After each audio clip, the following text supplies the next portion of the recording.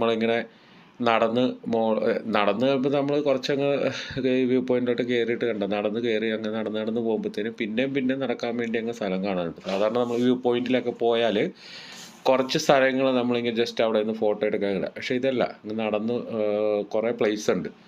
നമ്മൾ എത്ര വെയിലുള്ള സ്ഥലമാണെങ്കിലും നമ്മൾ ഫുഡൊക്കെ ആയിട്ടാണ് കയറുന്നതെങ്കിലും നമുക്കങ്ങ് നടന്നു പോയിട്ട് അതിൻ്റെ നടുക്കൊക്കെ ഇരുന്ന് ഫുഡ് കഴിക്കാനും തണലുള്ള സ്ഥലങ്ങളും ഇഷ്ടംമാതിരി. പക്ഷേ നമ്മൾ ബോറിങ് വരുന്നില്ല, നമുക്ക് നടക്കുമ്പോൾ ആണെങ്കിലും അത്ര ടയേർഡ് തോന്നണില്ല.